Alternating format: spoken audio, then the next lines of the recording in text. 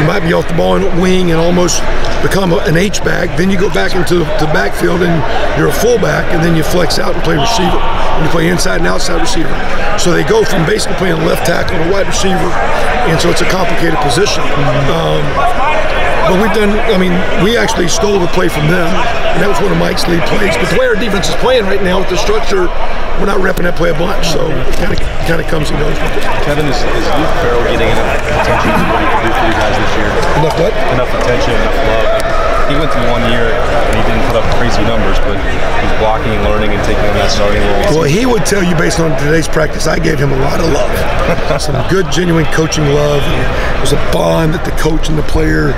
That doesn't sound like the right kind of love. It's just genuine, good coaching love. Okay. He's a really good player. He's worked very, very hard. He cares a lot. He's more talented than people think. He's very, very steady, not flashy. He's been our most consistent player. I think Rashad is our strongest and most dynamic player, and then Ruckert has the most upside, and then Jake, I guess Jake had a slight little tweak. I don't know what, I have not seen him, but Jake's been doing well. So with those 4 guys, we're playing them.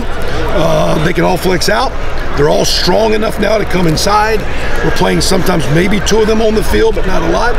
But when 2 of those guys come on the field, we can still flex them out. So it's not like, in our day and age of tight end, we're looking for receiving type players that become tough enough and big enough to block. That's what Luke is, and Jeremy, and Rashad, and Jake. Sorry to interrupt. He said he wanted to let you guys handle play calling throughout the spring. Has that been what you guys have been doing? Or? Yeah, but you kind of sit around and almost play script. Like today we were play calling, but first 48 plays, we decided yesterday what we were doing, so it wasn't like the heat of the moment. We knew it was going to be 3rd and 10, we knew it was going to be 3rd and 8, we knew it was going to be 3rd and 5, we knew it was going to be on the left hash. We didn't know what the defense was going to do, but we knew what we were going to do. So, there's been a little bit of that, but typically, we all kind of do it together. Right. Like yesterday, he came in and said, hey, here are things I like. And with Coach Stud saying, hey, and by the way, give me this run or this run. Or Coach Hartline saying, hey, I like this pass, this pass. So ultimately, it's a group deal. Ultimately, still, he's the head coach. Ultimately, still an offensive-oriented guy. So we're going to follow his lead, but through that, me and Mike with the skill guys and me with Stud with the big guys, we're kind of blending it together.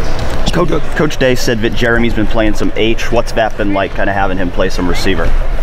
Well, it depends on which play you want me to talk about today.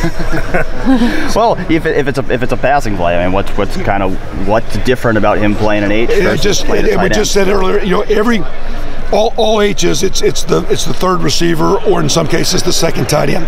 Our tight end will play true tight end position. He'll play off the ball. He'll play in the backfield. He'll play receiver. So when 2 tight ends are in the field, they could both be tight ends. One of them could play off the ball, or both of them off the ball. They could play together as a wing. They could play as a fullback. They could flex out a receiver. One guy could flex. You could put 2 tight ends on the field and go empty, because Jeremy Ruckert can play in space, but so does Luke Farrell. So does Rashad Berry. So every job that the tight end does with one tight end is the same job he does as the 2nd tight end. Now, there might be certain routes we might say, that's really not a tight end route. That's more of a KJ Hill route.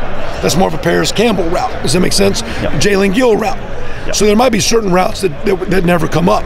But every job they do, and the only reason they're going to go out there is they're playing well enough to crack the top 11. And they're helping your team win. They give you diversity because you can go big and spread, but they also need to be productive. And right now it has a chance to be a productive. In modern football, do you need to come up for another name for that instead of tight end? Well, that's kind of what I know. I'm just missing. And you said, because like when you sit there, when we look at tight end recruits, the guys that really can block and can't run, don't fit. We're better at the combine this year. Of the 15 tight ends or 18 that were at the combine, 3 were high school quarterbacks.